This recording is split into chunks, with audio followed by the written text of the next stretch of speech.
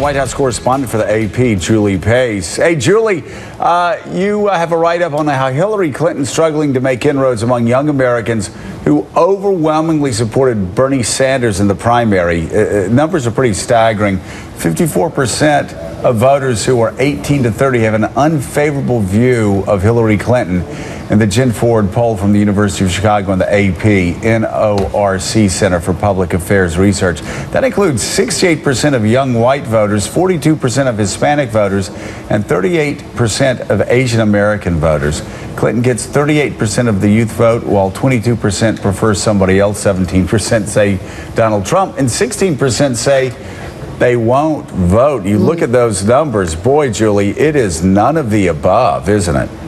It really is. That was what was most striking to me in this poll, is that you have really dismal numbers for Trump. You have kind of so-so numbers for Clinton, but there is just a lot of frustration with this election and these two major party candidates from young voters. And in calling some of the voters that we polled, you really hear that over and over again. They are frustrated with the system. They do not see their choices as being choices that represent them. And they really feel like there should be a third party option, someone else who could step in and represent the interests of young voters. For a lot of them, they thought that was Bernie Sanders. He obviously isn't going to be in the race anymore. And what we'll have to see is whether his endorsement of Clinton ends up influencing these young voters and moving them over to her side. Okay, so what is it, Julie, specifically that they don't like about Hillary Clinton? What are they telling you?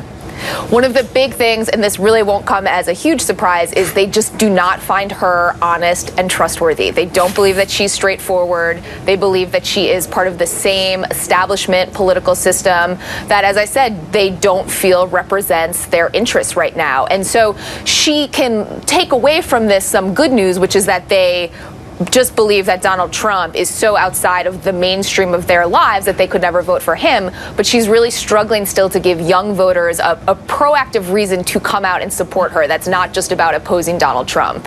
Julie, I wonder if you heard any alarm from Democratic leaders. It is so hard to mobilize young voters, and Obama did that in 2008, and it looks like Hillary now risks pushing them out of that coalition.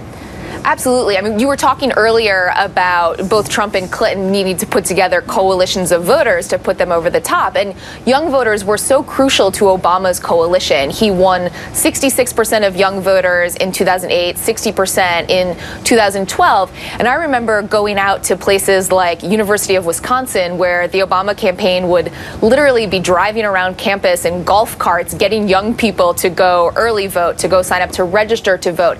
It's an enormous effort.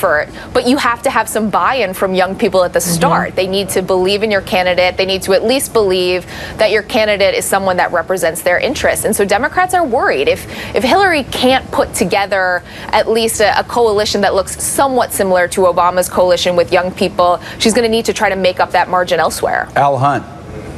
Pace, it's a fascinating poll. As I think you suggest, the key here is whether she can get them to vote. They're not going to vote for Trump.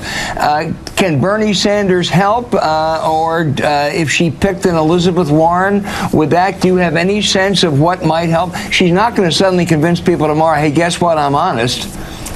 Right, exactly. She's going to have a hard time totally flipping this impression of her. And that's why I think today's event with Bernie Sanders is going to be so interesting. It's not just the idea of him standing next to her. It's what he says about her. How does he vouch for her? What does he say about what young people should do specifically? Does he make a very direct case to them to come out and vote for her? Someone like Elizabeth Warren potentially could play that role going forward. But these young people need a reason to actually come out and support her. And right now, Hillary Clinton alone isn't giving them that reason. All right, Julie Pace, thanks so much.